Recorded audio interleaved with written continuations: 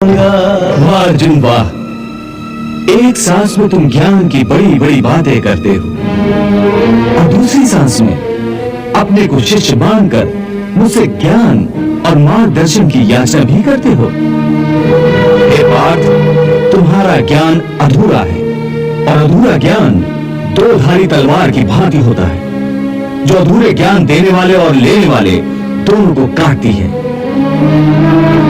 इसलिए सबसे पहले तुम्हें इस घातक तलवार को छोड़ना होगा, ना कि अपने गांडीव को। परंतु तुम तो उल्टा ही काम कर रहे हो। तुम्हारे हाथ में अधूरे ज्ञान की तलवार है और तुमने अपना गांडीव नीचे छोड़ दिया है। हे केशव, मैं क्या करूं? मेरा मन और मस्तिष्क उस धर्म कांटे की भांति डोल रहा है, जिसके दोनों पल्लों में बराबर बराबर मात्रा में ज्ञान और ज्ञान दोनों रखा हुआ है। इसी दोराहे पर खड़ा हुआ मैं आपकी शरण में आया हूं।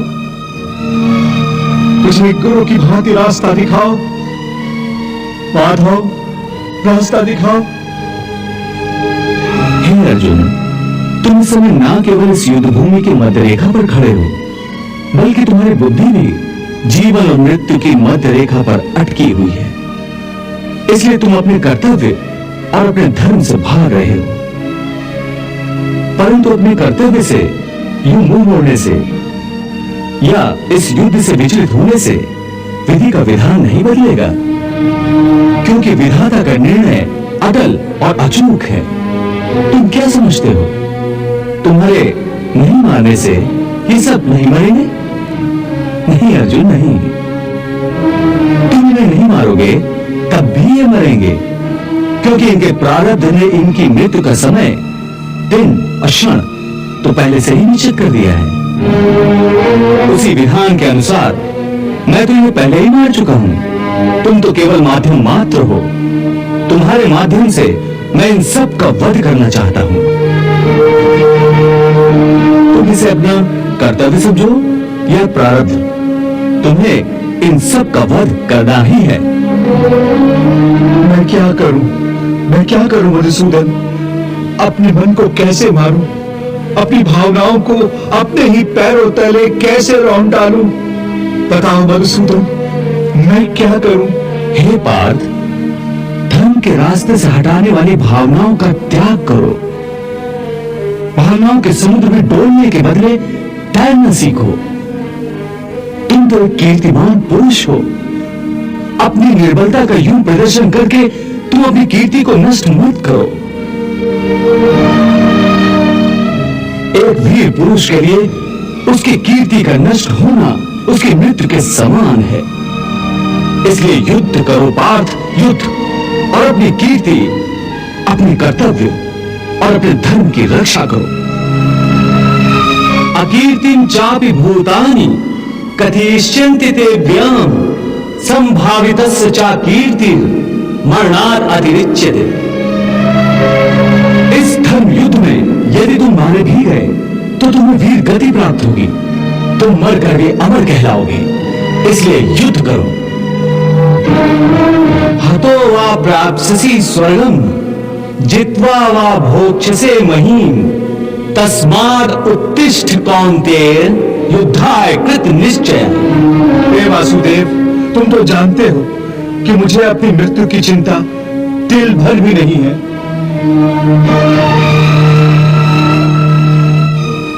हे अर्जुन, मैं जानता हूं तुम इस धर्म युद्ध में अपने प्राणों की आहुति देने से जरा भी नहीं घबराते। तुम्हारे हृदय की यह दुर्बलता केवल अपने संबंधियों के आदर में है, जो इस धर्म के क्षेत्र में अर्थहीन हैं।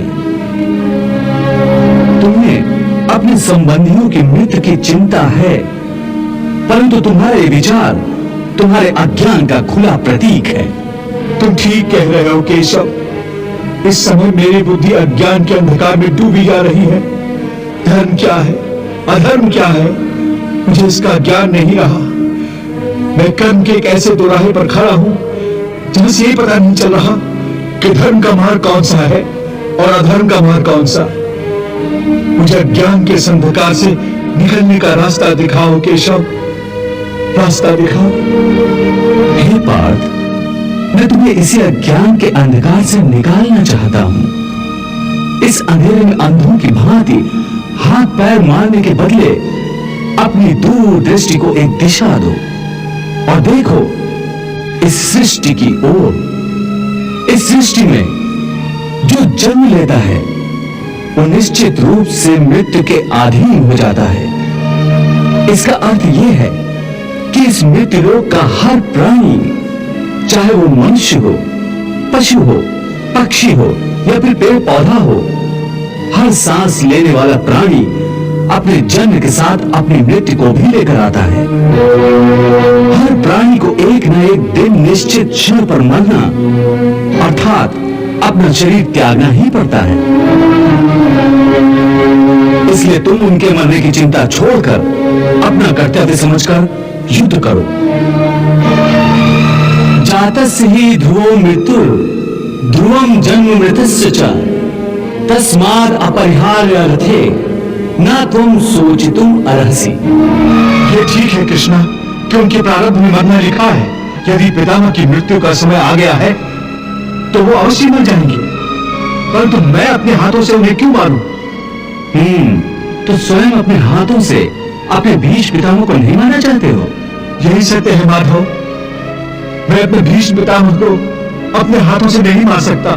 तो ठीक है, मत मारो, परंतु पहले मुझे ये तो बताओ कि कौन है तुम्हारे भीष्म पितामह? कहां है तुम्हारे भीष्म पितामह? ये क्या पूछ रहे हो? तुम्हें दिखाई नहीं देते क्या? वो सामने ही तो है खड़े भीष्म पितामह। वो जो रथ के ऊपर खड़ा है? हाँ, वही तो। पर वो जो रथ के ऊपर खड़ा दिखाई दे रहा है पार्थ, वो तो केवल भीष्म पितामह का शरीर है। मैं पूछता हूँ असली भीष्म पितामह कौन है, कहां है? हे कृष्णा, तुम्हारी बात मेरी समझ में नहीं आ रही है। वो जो दिख रहा है वो भीष्म पितामह नहीं है, केवल शरीर है। इसका अर्थ है कि भीष्म पितामह कोई और है। अवश्य, यही तो मैं समझा रहा हूं। मैं देखो ध्यान से, देखो उस शरीर में जो प्रकाश है जिसे आत्मा कहते हैं, मैं तुम्हें दिव्य चक्षु प्रदान करता हूं।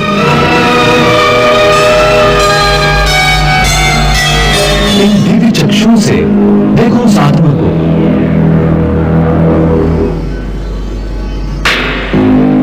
जो शरीर के अंदर आत्मा है, जो प्रकाश है, वही है असली भीष्म पितामह।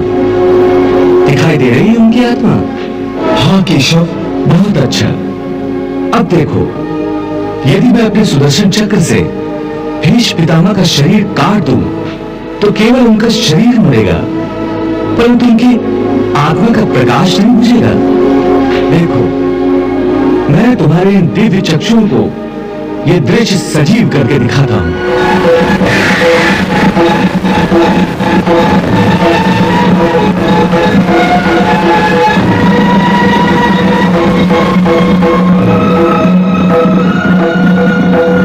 देख लिया अर्जुन, मेरे सुदर्शन से केवल उस शरीर का नाश हुआ है, उसकी आत्मा का दिया अब भी उसी प्रकार चल रहा है। हे कौन्ते, इस परम सत्य को अच्छी तरह समझ लो कि विश्व में केवल शरीर नाशवान है, किंतु आत्मा अविनाशी है। शरीर के मरने पर आत्मा नहीं मरती। आत्मा न कभी जन्म लेती है और न कभी मरती है। वो अजन्मा, नित्य, सनातन और पुरातन है, जो शरीर को मारने पर भी नहीं मारी जाती। न हन्यते हन्यमाने शरीरे। केशव, तुम्हारी बातें मेरी बुद्धि को भ्रम में डाल रही हैं। तुम दो बातें एक साथ कह रहे हो जो परस्पर विरोधी हैं। तुम कहते हो कि शरीर मर जाता है, परंतु शरीर का एक हिस्सा जिसे आत्मा कहते हैं वो नहीं मरता।